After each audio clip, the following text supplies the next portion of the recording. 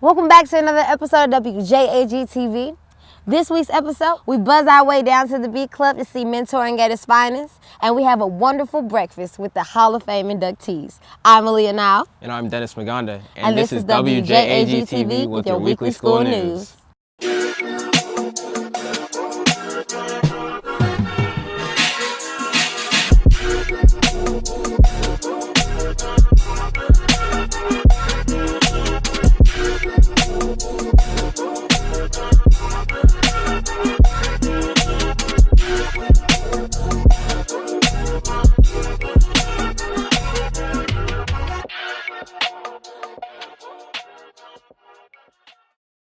B Club is a mentoring program for high school girls. It started last year with the leaders trained the current seniors to be mentors for their younger peers. Here's Elisa Golding and Sue Odiemi with the story. There's a certain buzz coming from the B Club here at Cedar Shoals.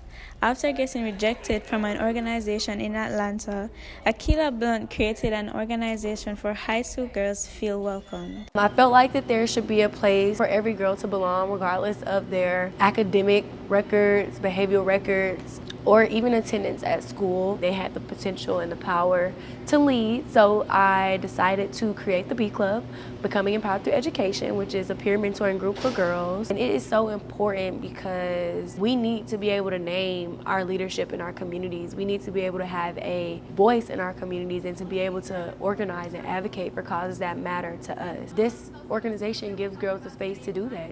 I hope that the members are able to see that we are here to support them, that they're able to activate their own potential to lead in their community. I think that this program will definitely help the girls in their future because it will give them a skill set that they can take into whatever they do next.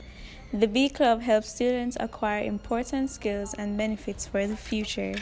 It showed me that time management is everything, and in order to achieve your goals, you have to manage your time very wisely. Well, since I'm surrounded by other women in the community, I feel like it's making me a better person and it's going to make me a better woman in the future. What I hope to gain is the leadership skills I need in order to go ahead further in life. I feel like it'll make me more humble in the future since I'm seeing where other people are coming from. I want to be able to get all the way through the club, like from 9th grade all the way to 12th grade, and be a senior mentor to the freshmen who come in.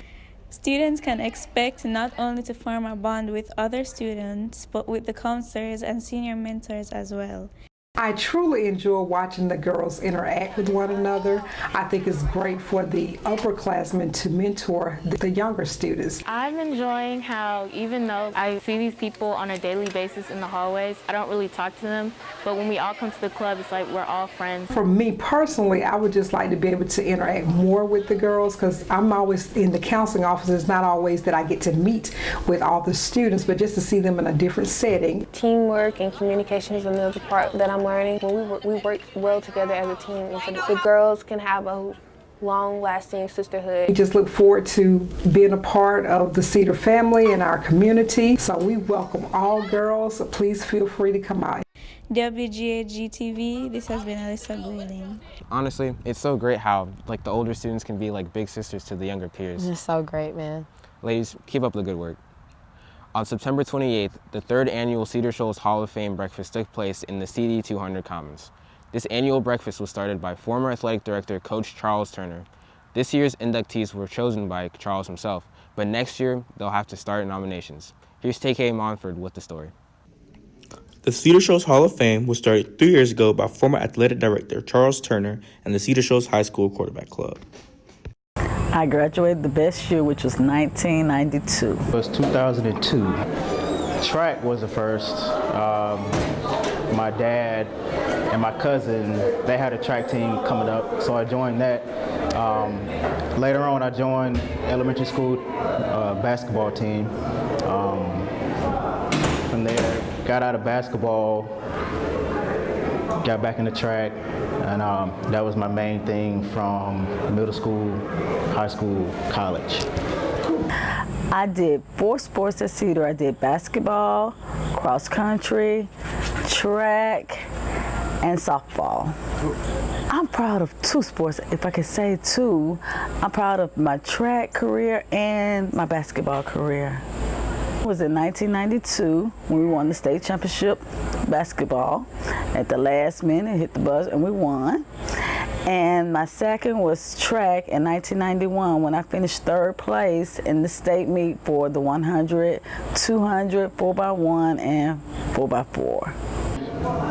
State, when I won state championship for the first time, going into my freshman year, going into state, that was new to me. It was a scary moment. Didn't know what to expect. But as the years progressed, I became more comfortable in what I was doing. The people, faces would become familiar because I would see the same faces over and over at track meets and in different events. And so by the time I got to my senior year, became quite comfortable. Coach Charles Turner, former athletic director, was called by Coach Leroy Riles to come back and help Cedar Shoals athletic teams. And I was an athletic director. Coach Riles called and wanted help with the fundraising, the just organization, and involvement, and just basic help for his program. I heard it through Coach Turner. He had spoke about he was starting up the Hall of Fame, and he was trying to get athletes in or other members in that did something to impact Cedar Shoals, and I thought that was a great idea.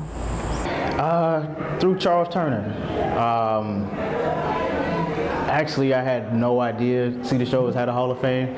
I was inducted into the Athens Hall of Fame in May, I believe.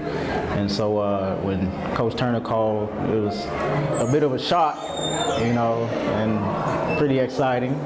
So I was happy. I was proud to be inducted and considered to be inducted. Oh, it's very satisfying. Just you go in with 11 other people and you watch them celebrate, and then as you see them celebrate, you understand that, hey, I'm celebrating the same way. All of the inductees have attributed their success to one thing: their coaches. Listen as these former Jazz provide advice to current Cedar athletes. Advice that I have for the athletes is to always keep their grades up. Remember that they're a student first, and then they're an athlete, and also be respectful and mindful, whether they're on the field or off the field, because someone is always looking at them. You have other kids looking up to them, and most of them follow what athletes do. Work hard, listen to your coaches, set goals, and follow through with the goals that you set. Listen to your coaches. Listen to what they say because they know what they're talking about. Do the workouts. Give it 100%. I would just say let's keep up the Hall of Fame and get more athletes and teachers in here to really know what Cedar Shoals has to offer and what Cedar Shoals has done. This has been TK Montfort from WJAG-TV, signing off. Before we close out, there's an announcement. There will be a blood drive at Cedar, hosted by the Bed Club on October 29th, lasting all school day. Get more information in the permission slip form from Ms. Jennifer in room A113. Students 16 years of age must have a permission slip signed from their parent or guardian. Students 17 years and younger do not need their sign. Now to sports.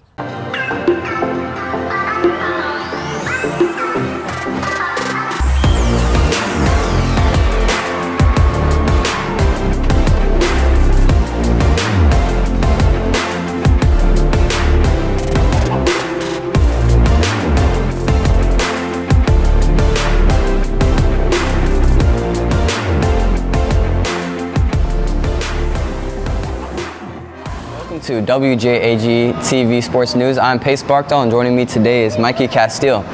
And last week, the JAG football team lost to crosstown rival Clark Central 34-10. But definitely in the first quarter, we didn't capitalize on some opportunities we had in the first quarter. We thought we should have had a lot more scoring opportunities, and we didn't capitalize. I mean, with 2 minutes left in the second quarter, it's only 7-3, and they had a couple big plays on us, and so that summarized the whole night.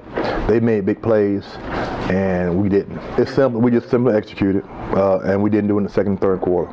We executed, and we had a lot of penalties, just undisciplined penalties We even had some of them in the first quarter, and we overcame them, but we couldn't overcome them in the second and third quarter. And when you're playing a good football team, they'll bite you a little bit, over a period of time. So, we executed much better in the first quarter than we did in the second and third. But we still didn't capitalize on a lot of things in the red zone, so that hurt us a little bit. Well, when we had a good pass play call, we either didn't protect correctly, or the snap was low, or we had a penalty. It was an array of different things we did, and mistakes we made. And those mistakes, to be honest with you, are mistakes that we shouldn't make because they were unforced errors, just errors, mental errors. And I think we had a hard time really adjusting to the crowd. I mean, the atmosphere was exciting, and I think our kids didn't handle it very well. Well, we got some drops. We dropped the ball, and we missed some protections, and that happened. And then I think he missed 1 or 2 reads himself too. We just kind of panicked a little bit. They didn't do anything spectacular on defense. We see it every day, what they do. Again, it goes back to execution, and we didn't execute either. It takes 11 people to execute every play. If one person don't execute, it can ruin the whole play. Well, I tell you what, they played with a little more tempo. All right, started going fast on us, and that's their philosophy. And we knew it coming in. They get the first down, they're going to go real fast, and got lined up real fast and go. And again, it goes back to execution. We knew what they were going to do. We knew the only play they ran was the wheel route, the OB, that we hadn't seen, but everything else we hadn't seen, and we just didn't execute it. But the key thing is, once they get a big play, we got to get them down on the ground in the back end. They're going to make some plays. They got 3 good wide receivers. We didn't tackle in the secondary on the back end. Blew some coverages, and then get them on the ground once we blew them, and they got the big plays on them, and that was it. We got to do better on offense. Well, you can't keep going 3 and out, 3 and out, 3 and out. That does wear your defense out, and they go with a fast pace, and it'll wear you down. So we just got to do better on offense. We got to move the ball. You got when they kick the ball through the end zone, you get the ball in the 20. If you don't get 2 first downs, so you can flip the field, you're in trouble. You go 3 and out, and they get the ball in the plus 40 or minus 40. That's tough on your defense. Yeah, he's tough. He's very tough, very athletic, very competitive. Been 2 years in the offense now, and so he knows what he's doing, and you can tell he's been around ball all his life. Yeah. Competitive, tough, and knows what to do. Well, you can't really tell. I mean, you got to play every game each week. We got Buford next week, and we're going to figure out that what we're going to do against Buford. They are region games. That's why it's the most important. That game was because it's against a region opponent, and you want to try to win as many region games early as you can, so you can position yourself to be ready for the playoffs. We'll have a handful this week against Buford, and then after that, we'll worry about the next team. So we're just taking one game at a time, and the old coaching cliche. This week, Cedar Shoals travels to Buford to take on the Buford Wolves. In other sports news, the volleyball team competed in the region tournament against Walnut Grove. I think this season was better compared to last year's season. I really felt like the coaches and the family and the team, we really put more effort into this season compared to last season. I think one of the best things we did was getting our serves over. We got more aggressive with it. I think we need to improve on our passing and communication more, because sometimes we don't talk a lot on the court and we get confused on where the ball's at and who's going to get it. Next season, I definitely think we need to improve on communicating more with our teammates, building stronger bonds, and also communicating with our coach more, and just being more organized. We're organized now, but I feel like we could definitely be a little bit more organized.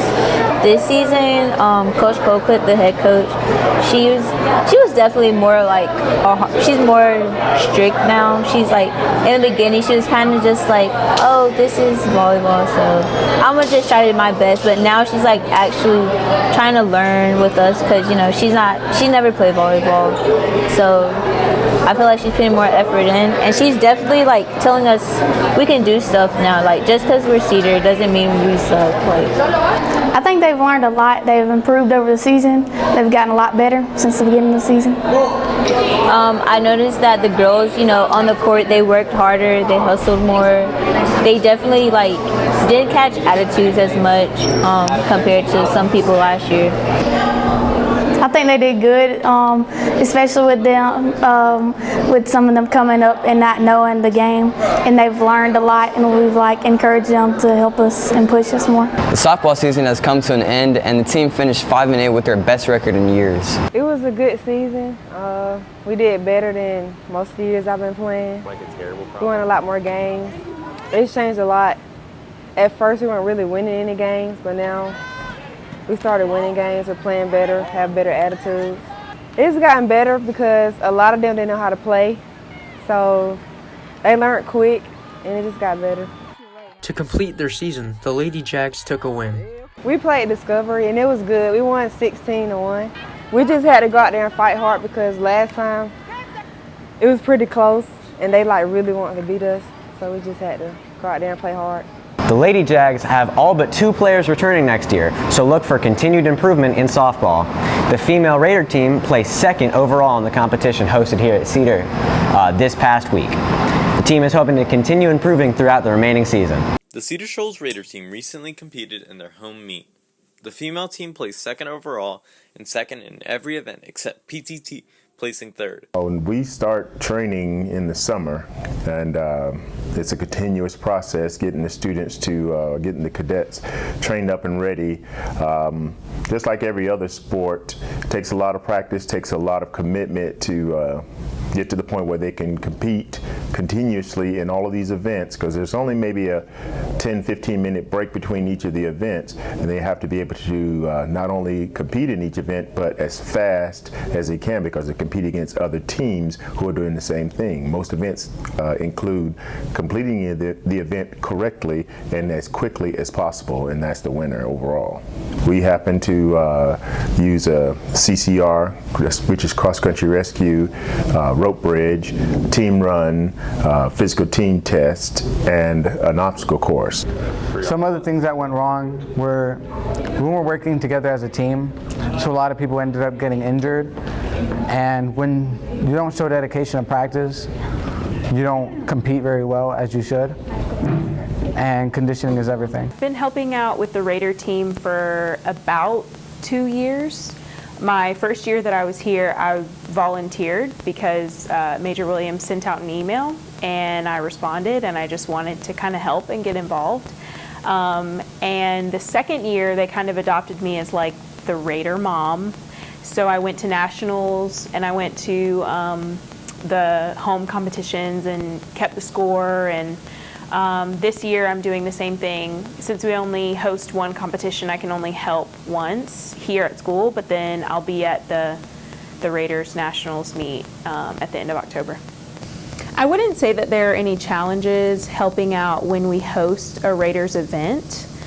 So when, 18 to 20 local schools come to Cedar, it's really no big deal. I feel like everybody has a system and there's a structure set up so that I can just step in and help where needed.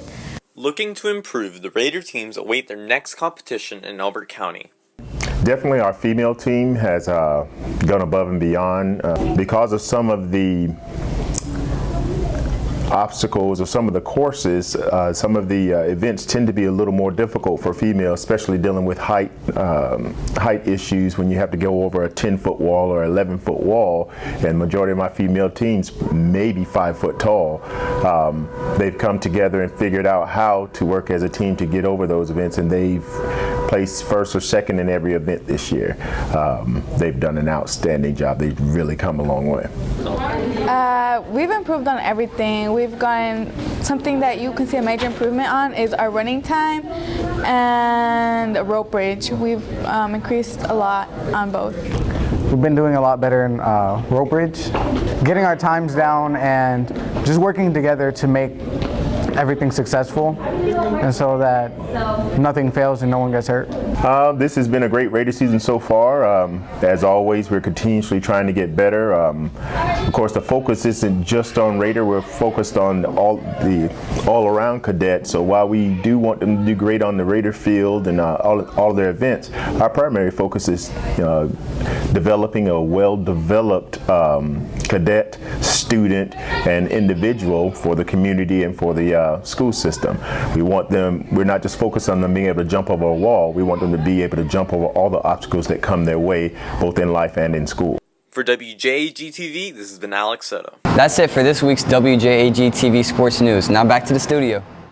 Well, that concludes this week's news. We'll be back next week with all new stories with the Cedar Shoals Jaguars in the East Side community. Again, I'm Aaliyah Nowell. And I'm Dennis Maganda. And this has been WJAG-TV with your weekly school news. Cedar on 3! Cedar on 3! 1, 2, 3, Cedar!